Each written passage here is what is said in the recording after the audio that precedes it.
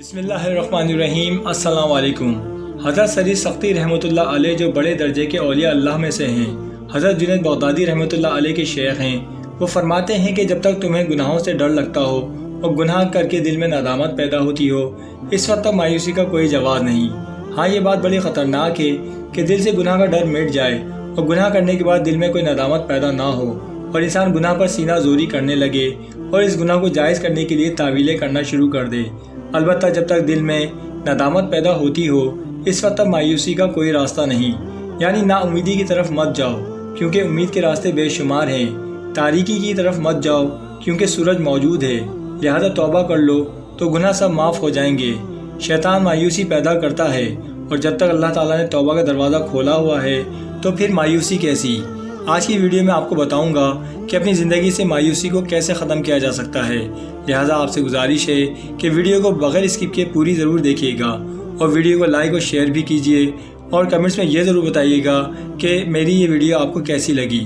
اور جو لوگ میرے اس چینل پر نئے ہیں، پہلے میرے اس چینل کو سبسکرائب کر لیں تاکہ میری ہر نئی آنے والی ویڈیو آپ تک پہنچتی رہے۔ تو چلیے ٹائم کو ضائع کیے بغیر اس انٹرسٹنگ ویڈیو کو شروع کرتے ہیں اور جانتے ہیں ان سبھی باتوں کے بارے میں پوری ڈیٹیل سے۔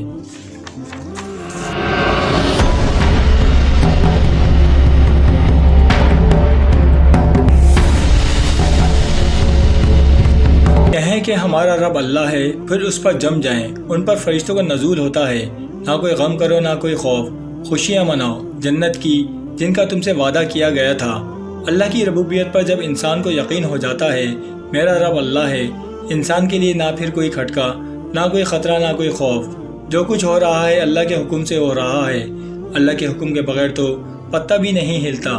اس پوری کائنات کو چلانے والا ایک سمیع البصیر خدا ہے، وہ جو میرا مددگار، میرا کارساز ہے، میرا ولی ہے، میرا دوست ہے۔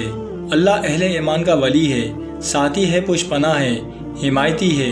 بتائیے، جسے یقین ہو جائے کہ اللہ میرا پروردگار ہے، اللہ میرا محافظ ہے، اللہ میرا پشت پناہ ہے، اللہ میرا حمایتی ہے، اس کے لیے کوئی خوف ہوگا، اسے کوئی ڈر ہوگا۔ ایک مثال ہے بہت سادہ سی، ایک دیہات کی۔ ایک بڑا چودھری ہے اور کوئی غریب کسان ہے۔ اس غریب کسان کو اپنے جانور چوری ہونے کا ہر وقت اندیشہ ہوگا، کوئی میری بھینس کھول کر نہ لے جائے، کوئی میرا بیل گائے کھول کر نہ لے جائے۔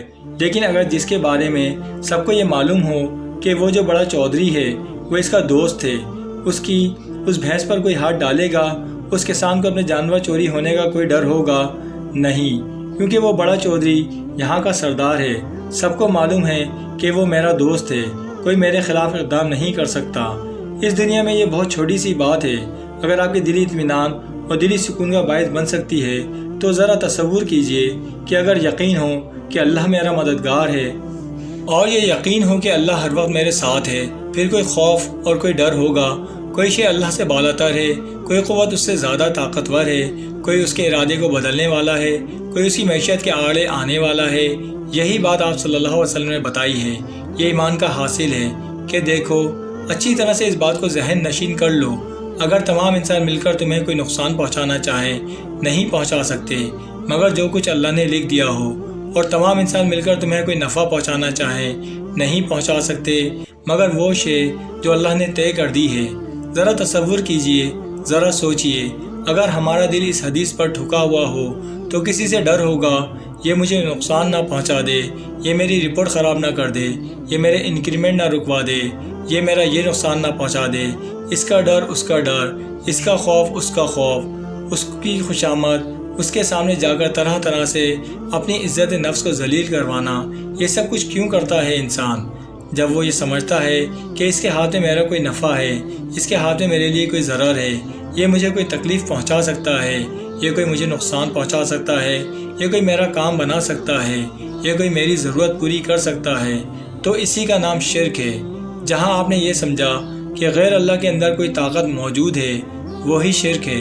شیخ عبدالقادر جیلانی رحمۃ اللہ علیہ نے اپنے بیٹے کو نصیحت کرتے ہوئے فرمایا کہ اس کائنات میں نہ کوئی فاعل حقیقی ہے اور نہ کوئی محسن حقیقی ہے سوائے اللہ کے، کسی شے میں کوئی تاثیر نہیں اگر اللہ نہ چاہے، آگ جلا نہیں سکتی اگر اللہ نہ چاہے، پانی ڈبو نہیں سکتا اگر اللہ نہ چاہے، زہر ہلاک نہیں کر سکتا اگر اللہ نہ چاہے، کوئی بھی چیز فائدہ نہیں پہنچا سکتی اگر اللہ نہ چاہے؟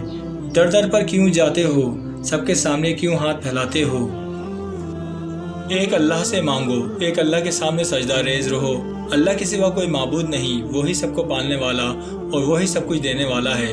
نظر آتا ہے ہمیں کہ پانی پیاس بجھا دیتا ہے، پیاس بجھانے کی صلاحیت پانی میں نہیں ہے مگر اللہ کے حکم سے۔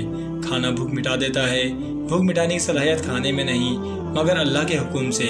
یہاں دیکھیے کہ اللہ پر یقین کی ایک مثال۔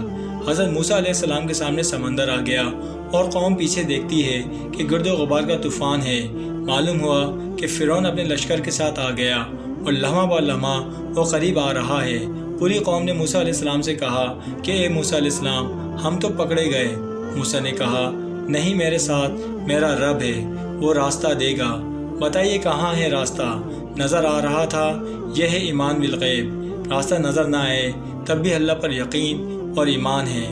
جب وسائل اور ذرائع نہ ہوں اور پھر یقین ہو، اللہ مسبب الاسباب ہے، وہ اسباب کا پابند نہیں ہے۔ کہا اللہ نے اے موسیٰ علیہ السلام، آپ اسی پانی پر اپنا عصا ماریے۔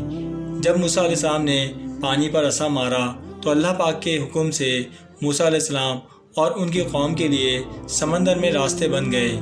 یہ ہے اللہ پر یقین اور ایمان کہ میرا اللہ میرے ساتھ ہے، وہ دیکھ رہا ہے، وہی ہے اس مشکل گھڑی سے مجھے نکالے گا۔ اگر یہ ایمان ہے تو پھر کسی مایوسی کی یا کسی ڈر اور خوف کی کیا مجال، کیا اندیشہ؟ سب کچھ اللہ پر چھوڑ دیجئے۔ وہی کارساز ہے، وہی مددگار ہے، وہی رہنما ہے۔ وہ اپنے بندوں پر بڑا ہی مہربان اور رحم کرنے والا ہے۔